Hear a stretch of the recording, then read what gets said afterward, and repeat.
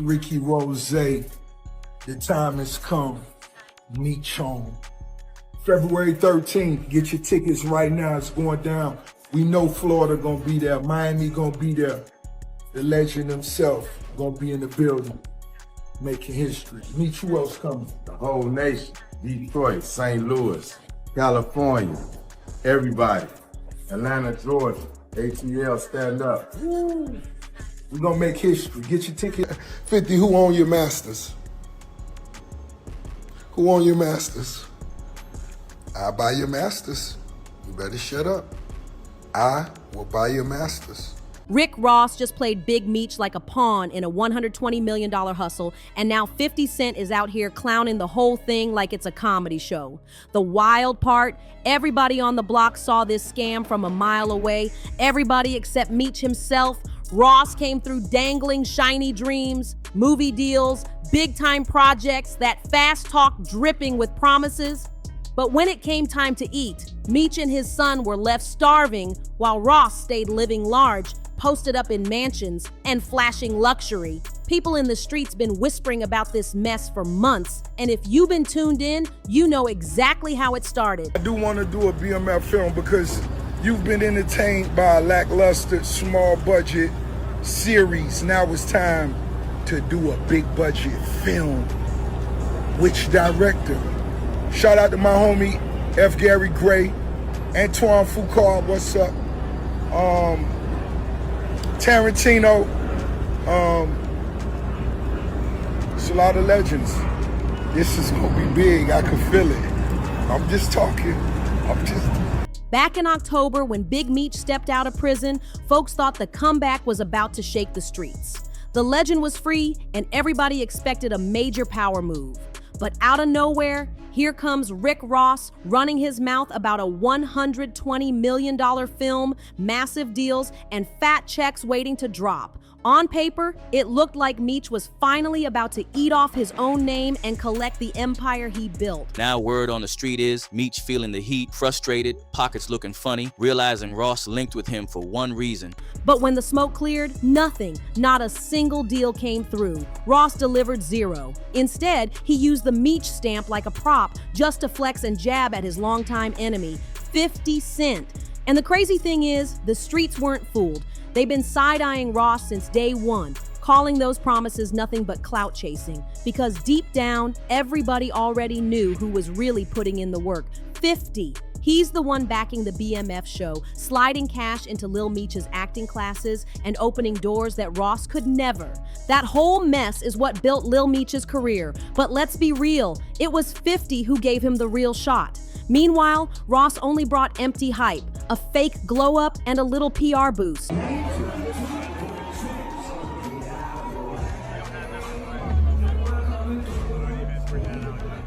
feel bad for Lil Meech. I don't feel bad for no grown man on this planet. Like, I'm a grown man. Why the f I gotta feel bad for another grown man? Like, you a grown man too. What you asking for my sympathy for? You be alright. Still, Meech leaned closer to Ross, turning his back on the one dude who actually kept him afloat. And that move? It had insiders shaking their heads in disbelief. Tony Yayo even called it out, flat out, no sugarcoating. 50 been riding with Lil Meech from the jump. Now word on the block is Meech is starting to feel the pressure, frustrated, pockets not adding up, finally realizing Ross only linked with him for one reason: to take cheap shots at 50 Cent.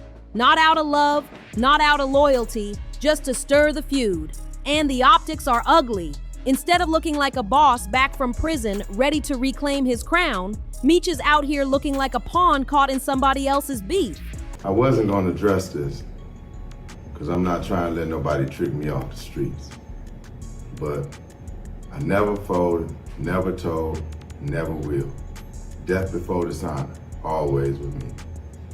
So I'm doing this for my loved ones and the support of my friends and family. That's when 50 decided enough was enough. He reached into his troll bag and threw a savage shot. 50 told the world Ross told Lil Meech to hand over his dad's prison address so he could send him some Wingstop wings. That jab wasn't just a joke, it was a dagger. 50 basically told everybody that Ross ain't feeding Meech nothing but scraps, and the sting hit hard because it sounded way too close to the truth. But 50 didn't stop there. He turned the heat all the way up.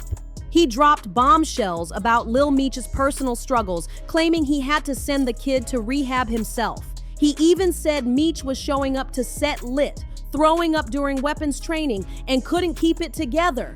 And just when it couldn't get messier, 50 aired out another bomb, the whippets found in Lil Meech's truck. 50 straight up laughed at the mess. He even joked that he had to Google what whippets were. The way he spun it, he made himself look like the only grown man in the room, stepping in to keep Lil Meech on track while his own pops and Ross were out here hyping the very same habits that were tearing him down. 50 framed it like he was the protector, while Ross and Big Meech were too reckless to care. But here's the wild part. After all that, Lil Meech still chose Ross. He was out in clubs with him, partying like nothing was wrong, while the guy who actually kept him working was sitting back watching. That move had people roasting the entire Meech legacy, saying that bond with Ross crumbled faster than anyone ever imagined.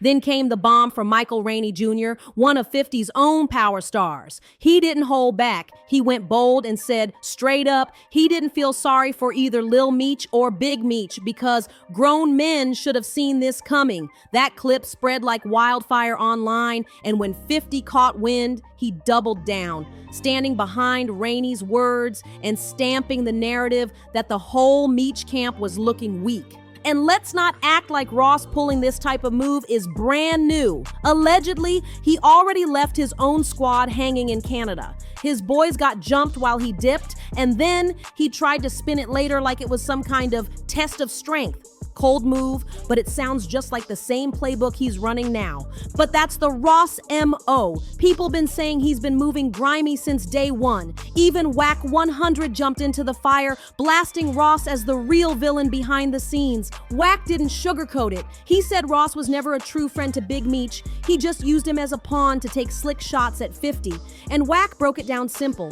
If Ross was really about helping Meech, he would have moved in silence, kept the business private, and actually built something solid with him. Have you ever seen anybody confront Rick Ross about you? Not in person, no. Anytime I'm around, he disappears. But is there any video of anybody like, hey, why are you running around with this dude's name? And that's the part that told the whole story. Ross wasn't in it for Meech. He was in it for himself. He already knew the play before he ran it. He gassed Meech up with all that talk about stacked bread and building empires, all while parading him around like a prop to boost his own clout. Low-key, he was turning him against the very man who actually had his back. 50 Cent. When the smoke cleared, the truth hit hard. It was all hype, no substance. Ross went ghost, leaving Meech dangling, looking stranded with nothing to show. The flashy promises vanished, and the only thing that became clear was this. Ross only pushes whatever feeds his own pockets, and Meech was never part of that plan. Word on the block even says Ross had a hand in shutting down Meech's Welcome Home benefit, the same event folks originally blamed on 50. But when the truth leaked, the finger pointed right back at Ross. He didn't want Meech shining with a real comeback. He wanted him sidelined, stuck in the shadows, while Ross played fake hero on social media. That ain't just shady. That's betrayal at the deepest level. In the end, Meech traded loyalty for a clout chase. And now the streets are saying it loud. And that's when the whole thing flipped into an all-out war. Ross might have thought he could play chess with 50, but the problem is, 50 don't play, he finishes. Now the feud's bigger than Meech, bigger than a $120 million scam. It's become a full-blown power struggle, and Meech's name is the trophy both sides keep throwing around. 50 went heavy with receipts, clowning Ross every chance he got, turning Instagram into a battlefield. One day he's posting old clips calling Ross a co. The next he's roasting the Wingstop hustle, making Ross look like he's running a fast food empire instead of a rap career. Is there anything about Ross and his career that you have any respect for? No, there's nothing there. There's nothing there. I never wanted to work with him. and fans ate it up. Every post went viral, every jab landed, making Ross look smaller and smaller while 50's stock only climbed higher. Meanwhile, Ross tried to push back, but every move came off desperate. He dropped flashy videos, threw shade in interviews, even bragged about his money.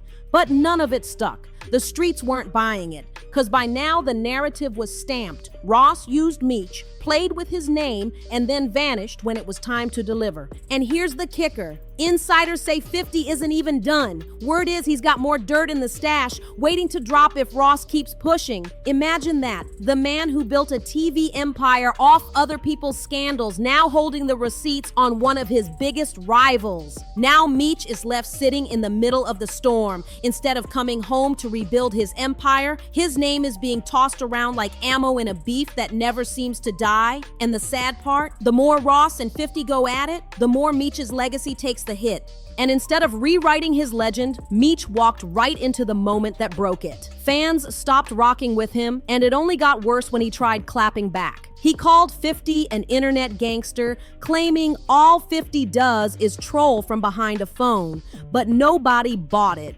The streets called it plain and simple, damage control. By that point, the clowning had already stuck, and Meech couldn't shake it off.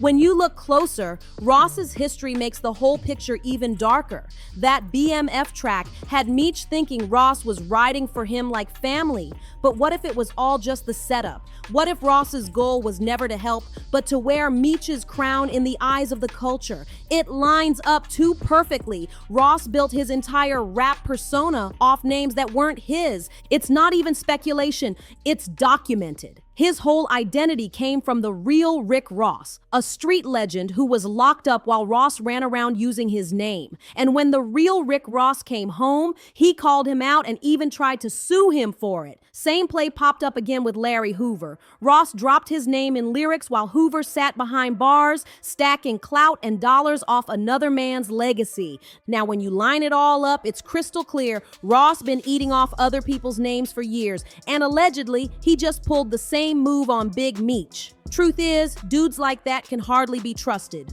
No wonder 50's been saying from the jump that he never respected Ross as a man. And the internet has been savage too. One commenter called it straight, Rick Ross is a fraud. Another said, Ross messed him up bad. So here's the real question. Is Ross just playing the game, or did he really leave Big Meech high and dry? Was Meech's loyalty just misplaced, or did he get flat out played for clout? Drop your thoughts in the comments, and don't forget to like, share, and subscribe for more. Check out our next video on the end screen, cause this saga ain't done yet.